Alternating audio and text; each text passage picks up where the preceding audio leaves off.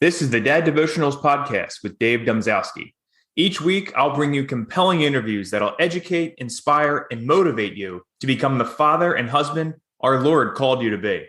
We're a community of devoted dads who want to strengthen our faith and family and live out our true purpose in this life. Please, won't you join us?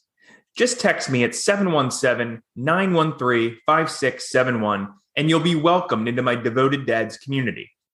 And if you want to support the podcast, we invite you to purchase a product, a book, or a course in our affiliate shop on Devotionals.com. You can also contribute monthly at Patreon.com/daddevotionals. Now, here's today's show.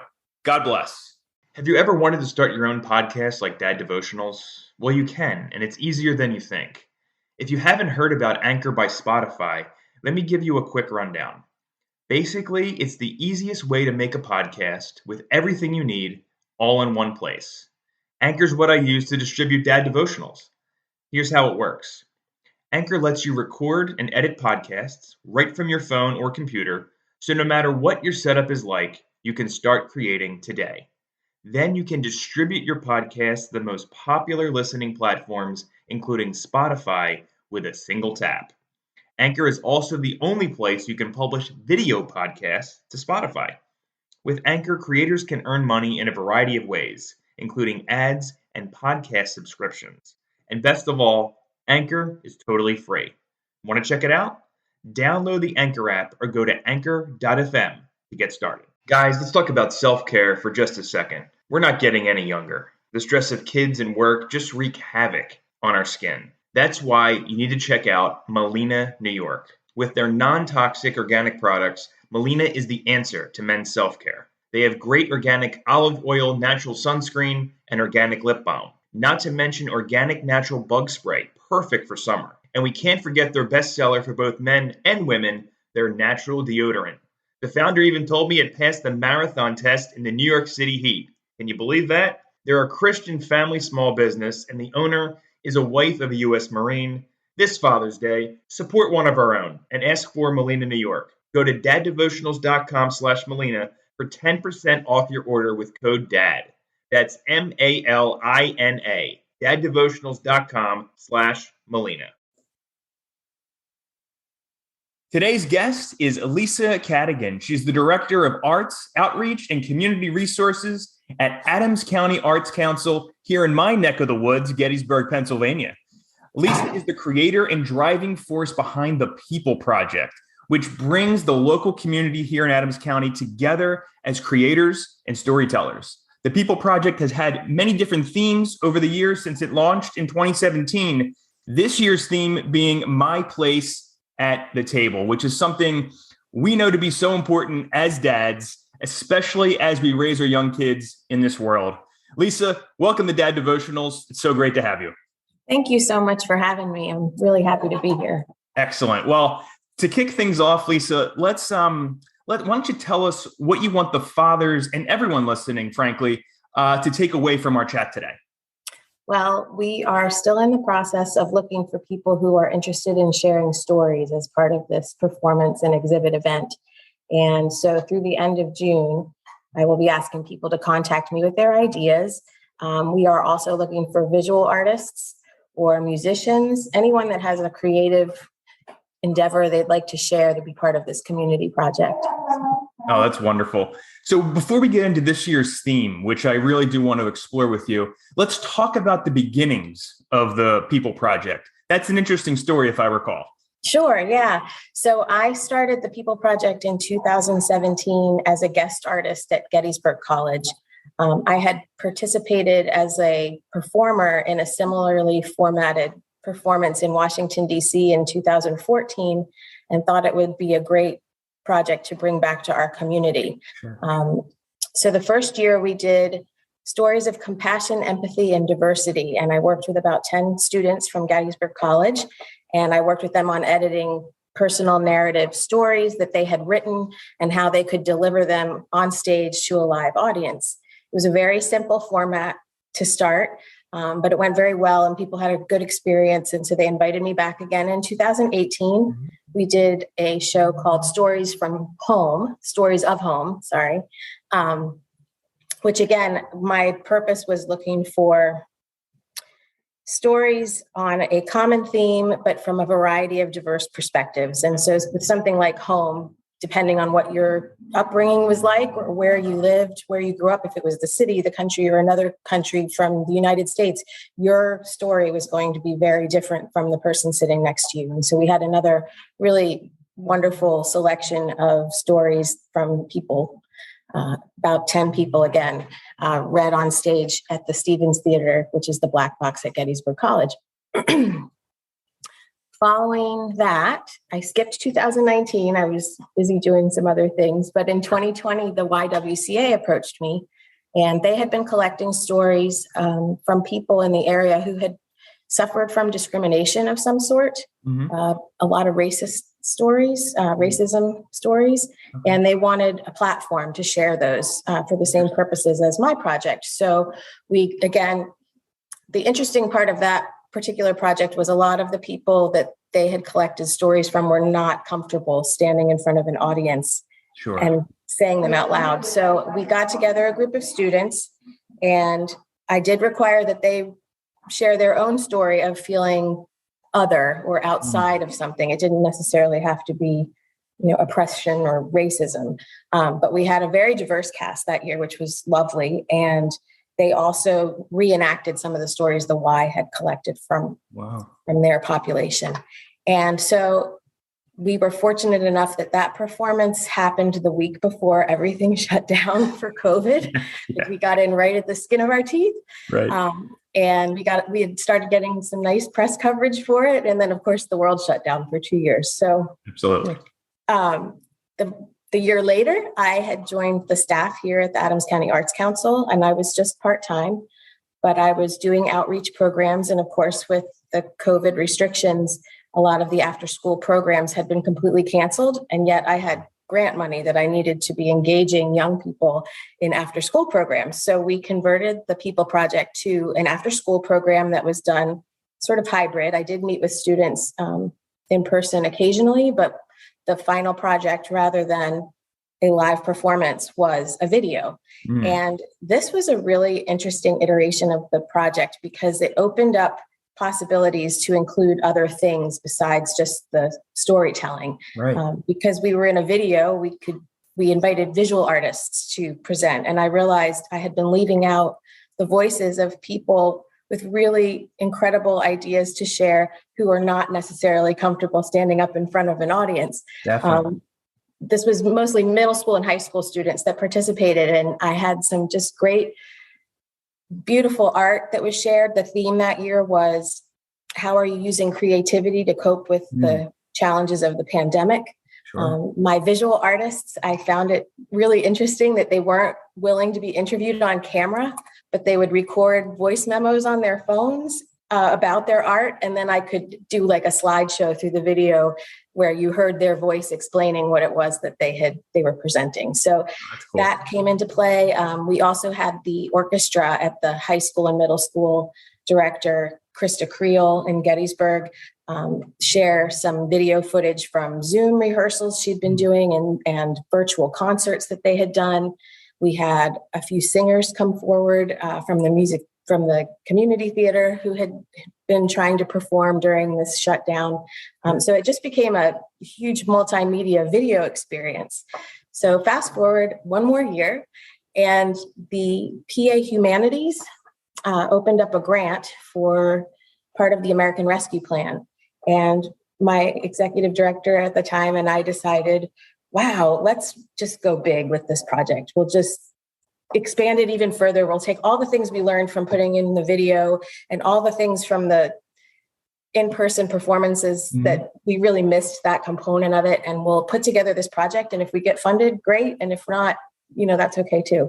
And we were fortunate enough to be funded by PA Sharp is the name of the grant. We were funded one of 92 projects across the state. Over 300 people or organizations applied, and we received the highest tier of funding, and we have a grant to do this now. So the first step was to start focus groups with community members to develop a theme. So I just want to back up a minute. One of the most important parts of this project is that it is participant driven. Every year that I've done it, it's been a completely different experience because of the combination of people who are involved in it. Sure. So they choose the theme, they write the stories, and then we craft them in an arc to put them together in a way that's compelling for an audience. And so I have no idea how it's all going to turn out, but I know that I've had a lot of interest so far. So it's very exciting.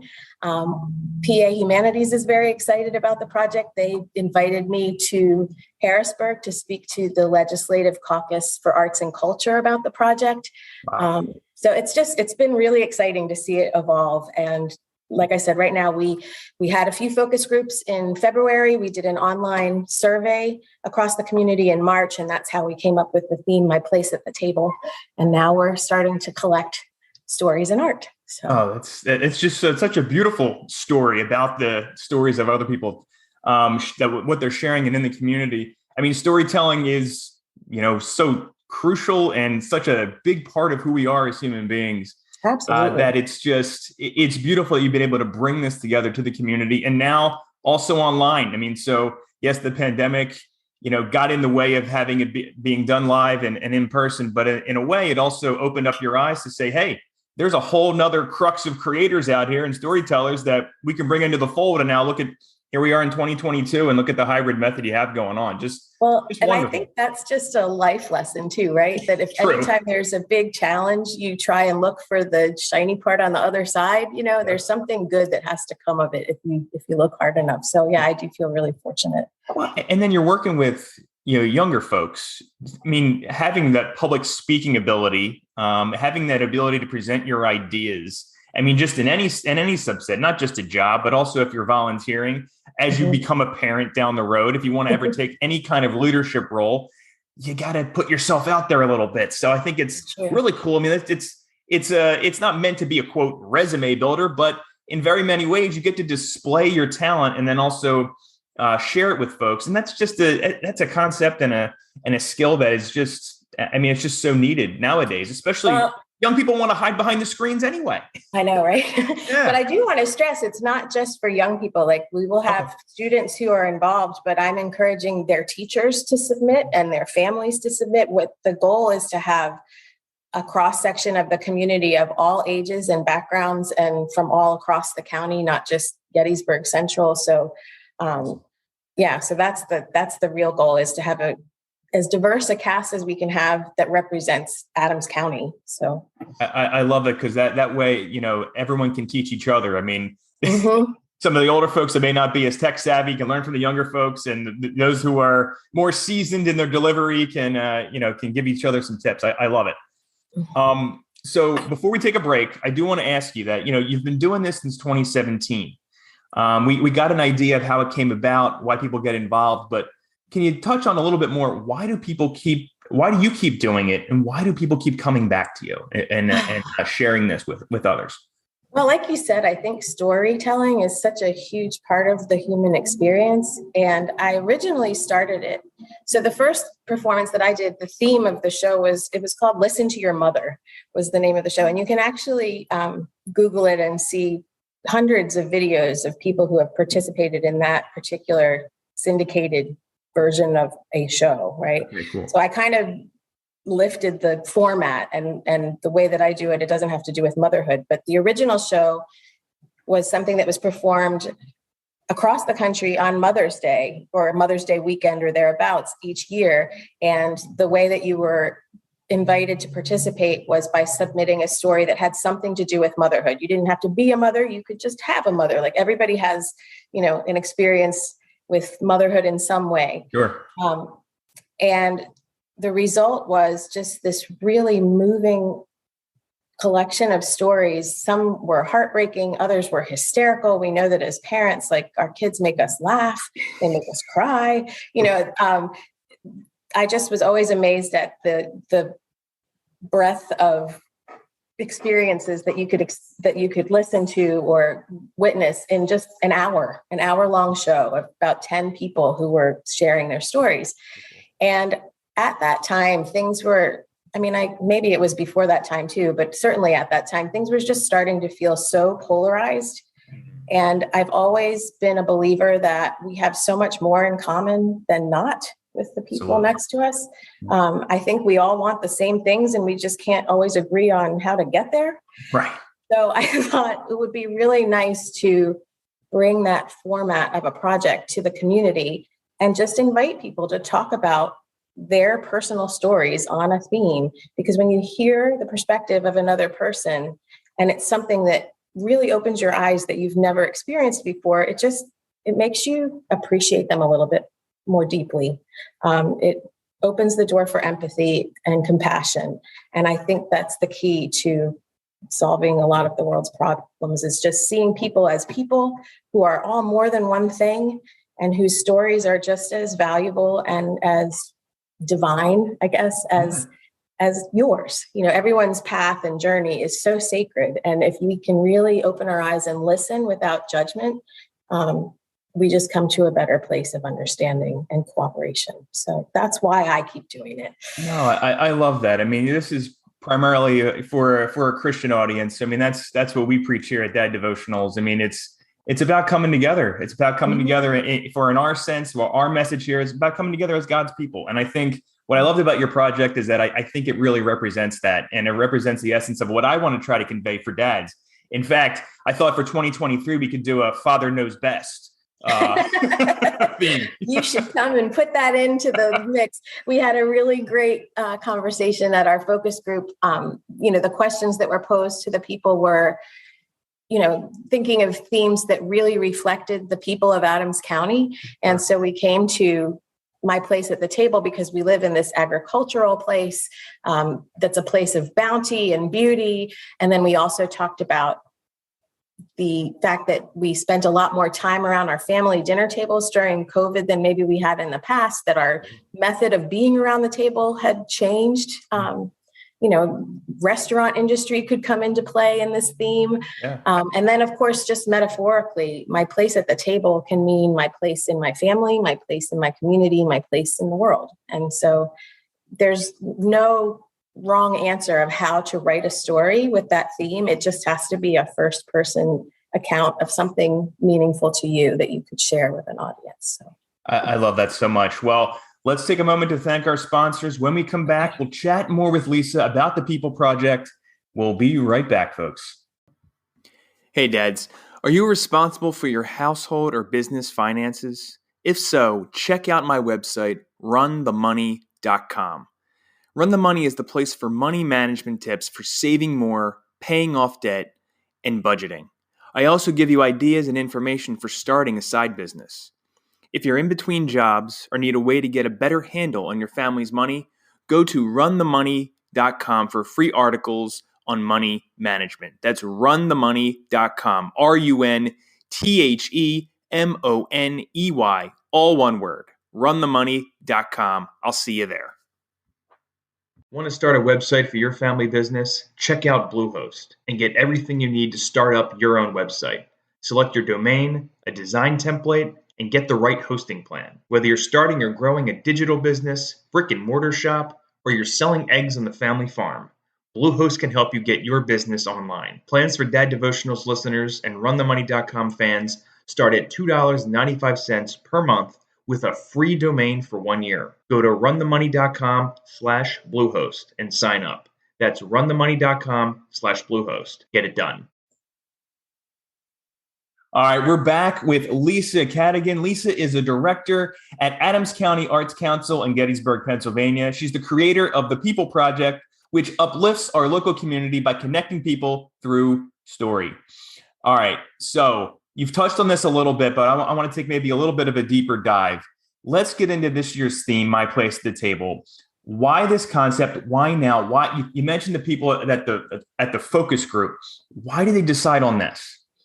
Well, the decision didn't really happen at the focus group. The focus group, they brainstormed just lists and lists of ideas for potential themes. And then my colleague and I, Karen Hendricks of Hendricks Communications, is working with me on the public relations and marketing aspect of the project. And she and I got together and we looked through all of the lists that people had compiled, or that we'd compiled from, the different groups that had attended the meetings.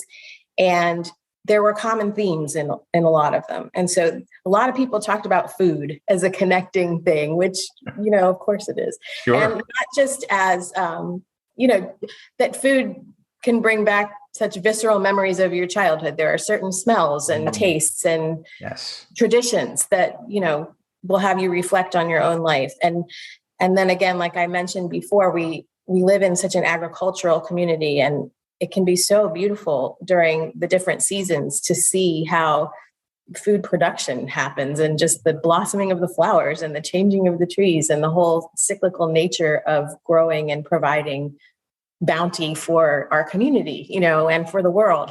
And so that was something that was recurring as well. Some of the other things that came up that were really popular were stories of the past, the present, and the future, because we live in such a historical area. True. And so by the end of the focus groups, we actually had 5 potential themes that we put out to the community and then had people vote on which one they liked best. But in all honesty, there were, and I can't remember exactly what the wording for all 3 were, but there were 3 that were neck and neck for a lot of the voting. And then the past, present, and future and the my place at the table sort of went back and forth. They flipped and who was winning until the very end. And then my place at the table came up. But in all honesty, you could tie all the themes into my place at the table too. There's a lot of versatility. I want to keep it as wide open as possible, because the whole idea is to get individual perspectives that are different, when they're being shared. No, I love that. But for a second here, can you help me zone in on the dads out there listening? Sure. You talk about my place at the table. How can we encourage our children to understand this concept? Help them understand where their place is in the family, where their place is maybe in this community, and then maybe even the world at large in a sense. How can we help them find their place at the table? Well, I live in metaphors in my head. So I actually just wrote my first column. I was recently promoted to executive director here at the Arts Council. And congratulations. Thank you very much. I had to write my first column that appeared in the Gettysburg Times last week. And I wrote about my gratitude for my place at the table was my little spin on the column. And I talked about just being a child. I'm the youngest. Well, no, I'm the oldest of 4, but my mother is the youngest of 6. So at big family gatherings, my siblings and I are always at the kids' table, like still. We're always at the kids' table. Love it. And so I talked about how, being at the kids' table, I always wished I was at the grown-up table, but there's a safety at being at the kids' table, because you can do and say whatever you want, and you just get to enjoy the party, while the grownups really have to, once you actually start planning the parties, you realize how much stress the logistics and the family dynamics and all that stuff. So, there's just one example of, it's about taking the theme and relating it to a very personal story. So I could tell you hundreds of stories about being a child sitting at the table. And like I said, I'm the oldest of 4, and we would all have a bowl of ice cream, and we would try and see who could finish last, because then we would get to enjoy the ice cream in front of everybody else. Like, I still have ice cream. Siblings. There's a story. And how can you take a story like that and apply it to the learning that you've done in your adult life, or your position in the community, or something like that? Like, that's just one way of potentially applying it. But I think, that's how my brain works a lot. Well, I think it's funny. You got you're executive director, so you're at the head of the board table, but you still got to sit at the kids' table. Well, and that was in the article too, because I said, this summer I'm moving to the grown-up table. Oh, I love that. That's great. Well, now we're going to get to know you a little bit more, because we're going to do the lightning round. It's 5 quick questions. First thing that comes to your mind. And really, we're looking for, like 30-second answers, that kind of thing. So are you ready? Sure. All right. So you are a parent. What is the most rewarding thing about being a parent? The most rewarding thing about being a parent. I have a son who sees the world in a completely different way than I do. He was one of these kids that did not follow the developmental chart at all. And I always was a very type A person. Excuse me. who believed in, input, outcome. And he taught me just to not have expectations in life, like to try and see the world from other people's perspectives and appreciate that. And I feel like I'm a better, more empathetic human being for having parented him. It's amazing what parenthood teaches you. I love that. Oh, That's a great lesson. And they're little reflections of you that whether you like it or not. Oh man, we could talk a whole podcast. We could do another hour on that. Yeah. All right. So what is the most difficult thing about being a parent? Oh, that's an interesting question. I'm sorry. Nothing's coming to my head. Did I stump you? A little. Not that it's easy, but It's just, I don't know. I've tried so hard. Some people have a favorite time of, parenting, like they're best with really small people or they're best with teenagers. And I've really enjoyed all of it. Like I have a 15-year-old daughter and a 19-year-old son, and they are so different. They're both so different. I guess another life lesson, I don't know if this really answers your question, but again, being the oldest of four, having my two who are so different, it was like, oh, now I see the squeaky wheel gets the grease, like whoever that happens to be in the moment. And I remember, when you have siblings and you're like, why is she getting all the attention? And, and everybody expects me just to take care of my business, and it's like, well, because you have to meet the needs of the most urgent needs of whichever child needs you at the time. And so it really made me appreciate my own mom and parents, because I don't know how you do it with 4 kids. Like I really value having a deep relationship with each of my children. And I don't know how you'd have the time to spread yourself across. I have mad respect for people. Yeah, no, definitely. There's big families. You could potentially have 4 different personalities you're working with and trying to raise. Well, we definitely do in my siblings, I think. So. No, that's great. That's a great answer. I think that's my favorite so far. How do you I guess they're teenagers, so it might even be more interesting, the answer to this one. How do you react when one of your kids does something wrong? Well, I try to look at everything as a learning experience. And so I know that in my own life, I've made some pretty stupid choices and big mistakes. Sure. And when things get contentious at home or, tempers rise and I realize like I'm raising my voice and getting angry, I think, wow, well, I've got at least 30 more years of experience than you do, and I'm not keeping my cool. So I have to take a breath and I like to model apologizing. I try to be the example that I want to see in them, which you have to be humble to do that. Mm-hmm. But I do think that respect is earned from your kids and relationships are built by modeling what you want to see more so than taking a hardcore authority. And there are consequences. I'm not saying there are not consequences for things, but the consequences are directly tied to whatever the mistake was. It's not just punitive. I love that. I'm going to reach off camera here for a second. I just got this. I'm going to be interviewing the gentleman who wrote this book, David Thomas, soon. And you nailed it to a T. It's about raising emotionally strong boys, but you talk about that modeling concept. Yeah. And that is what he's all about. I love that. Thank you for that answer. That is. Oh, sure. Well, I have a friend who's an author who says, if it's true, it ain't new. So true. Nothing new under the sun. I really love it when something comes and I'm like, oh, other people have thought of this already. It's resonating with people. So that's good. It definitely is. And I understand that modeling. And then also having to humble yourself before my children are 6 and 4. Okay. My son Davey is 6 and my daughter Maggie is 4. So one of each as well. And it is very humbling when you have to apologize to a 6-year-old for how you acted to their outburst. But what a great example to set though too. And just the idea, I don't know what your kids are like, but like I said, my son, he was tough when he was a toddler and we had a lot of work to do with him sort of developmentally and just that keeping calm and okay, I'm putting you in timeout and he's getting up and I'm putting you in timeout, but I'm not going to let myself escalate because that's not going to solve anything.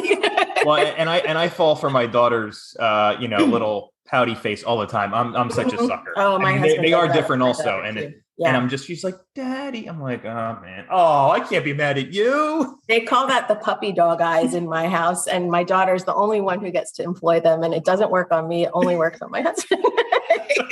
It just, as I'm sure he would understand, as a dad, it just kills you. All right. So what is the best book, podcast, or other research that you found on parenting?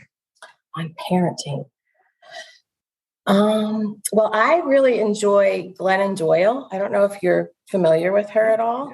Yeah. She wrote some books when my kids were younger. We're the same age. Our kids are the same age. I actually went and saw her speak years ago. And cool. She wrote a book called Carry On Warrior that were just stories about her own motherhood experiences with 3 young children that are hysterical and also very compassion building kind of stories. Yeah.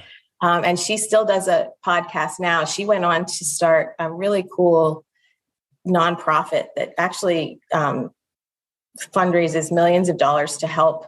And her philosophy is to go deep rather than wide. So she'll pick like one family that really needs assistance with something, and that's who they fund, but then it's gone on with the way things are in the world. Like they've helped refugee families in Ukraine, and they do all kinds of really cool work. So Glennon Doyle, and she has a podcast with her wife and sister that's called We Can Do Hard Things. And that's a really good one. Interesting. And then I also really enjoy reading Brene Brown.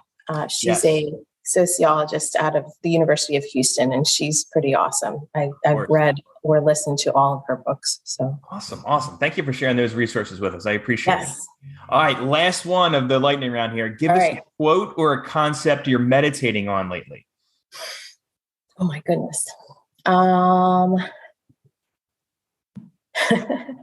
Sometimes my mantra is that I've left something better than it was. It doesn't have to be perfect. No, I like that. But with meditation, usually I'll pick a challenge that's going on in my life, and I just pick 2 words, and I'll breathe one in and breathe one out, and then see where it sort of takes me. Yeah. So we could probably do another whole podcast on that too. Sure. I had thyroid cancer 10 years ago. And so one of my big meditations during that time was to heal my voice, because that was the sort of the part of my body that was affected.